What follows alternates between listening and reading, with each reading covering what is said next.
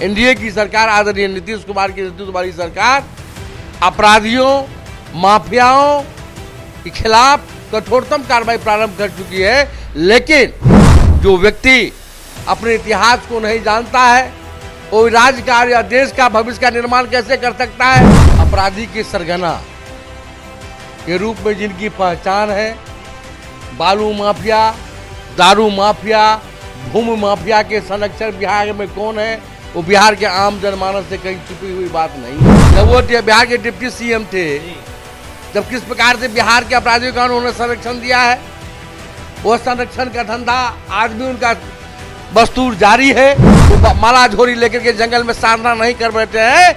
वो हताश होकर के बिहार में जब उनकी सफलता नहीं मिली है तो बिहार को बदनाम करने के लिए ये अनैतिक काम में लगे हुए हैं। जो कर रहे हैं हमारे आदरणीय प्रधानमंत्री को रटे रटाए भाषण, दुनिया के G7 देशों ने किस प्रकार से आदरणीय नरेंद्र भाई मोदी जी का सम्मान किया है, ये 140 करोड़ भारत के लोगों का सम्मान है।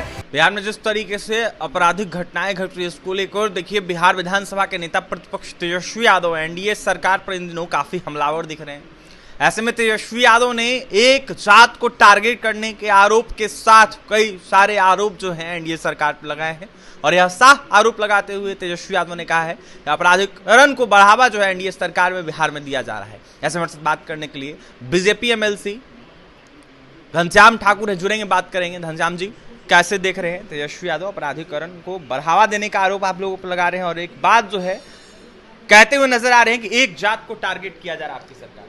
अपराधी के सरगना के रूप में जिनकी पहचान है, बालू माफिया, दारू माफिया, भूमि माफिया के संरक्षक बिहार में कौन है, वो बिहार के आम जनमानस से कहीं छिपी हुई बात नहीं है। और अपने अपराध पर पर्दा डालने की नियत से हम तो अपराध का संरक्षण करते ही हैं। एनडीए सरकार को वह अपनी नाकामी छिपाने के लिए एनडीए सरकार को बदनाम कर रही है।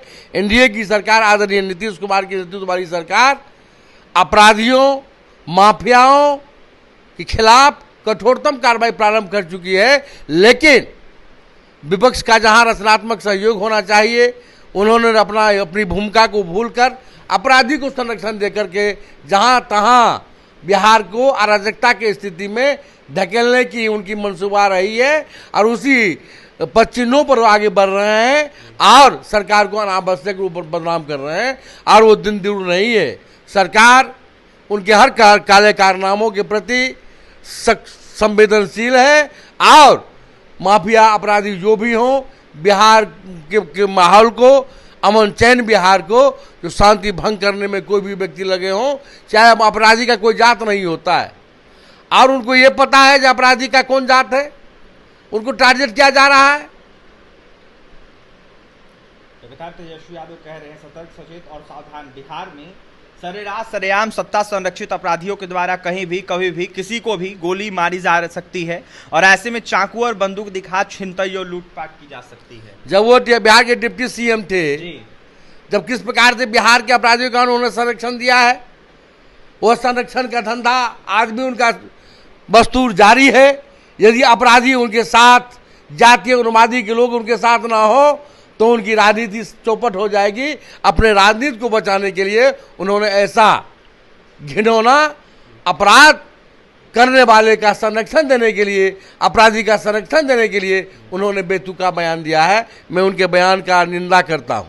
जंगल राज के बारे में टेलीप्रॉम्प्टर से रटे रटाए भाषण पढ़ने वाले प्रधानमंत्री नरेंद्र मोदी को लेकर उन्होंने आरोप लगाया है और आपके नेता पर आरोप लगाते उन्होंने कहा कि 2005 से पूर्व के इतिहास में जीकर वर्तमान की निर्मम व रिकॉर्ड तोड़ आपराधिक घटनाओं पर आंखें मूंदने व चुप्पी साधने वाले मुख्यमंत्री जी और बयानवीर उप मुख्यमंत्रियों एवं मंत्रियों से पूछना चाहता हूं कि इस जानलेवा गोलीबारी, बमबारी, छिनतई, लूटपाट और हत्या वाले कथित मंगल राज का रहनुमा कौन है, अगुवाई कौन है और वारिस कौन है?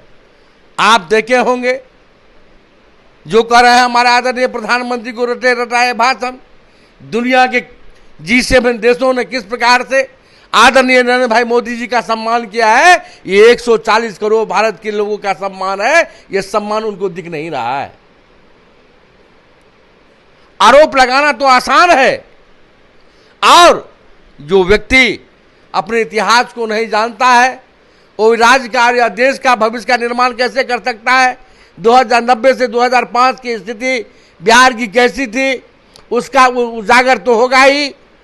और यदि राम की चर्चाएं होती है तो रावण की भी चर्चाएं होती है। इसीलिए बिहार में एक तरफ अमन चैन करने वाले एनडीए की सरकार है, दूसरे तरफ अपराधियों को संरक्षण देने वाली विपक्ष के लोग हैं, जो सभी लोग एक अपराधियों का गठजोड़ हो चुका है। और अपराधियों के गठजोड़ वाले लोग आज सरकार को चुनौती देने की नाकाम कोशिश कर रहे हैं। सरकार अपराधियों को मिटाने के लिए कटिबद्ध है, तत्पर है, और बहुत जल्दी उनके जैसा कोई व्यक्ति, अभी पीके उनके संबंध में क्या बोल रहे हैं, जो हेलीकॉप्टर पर प्रचार के दौरान मछली खाने का पर्व के समय में, हिंदू पर्व के समय में हिंदू भावना को किस प्रकार से ठेस पहुंचाने का काम, और बिहार की जनता ने उनके सारे हथकंडों को, सारे जातीय उन्माद के लोग करने वाले, धार्मिक उन्माद फैलाने वाले धोखे से वो कुछ सीटों पर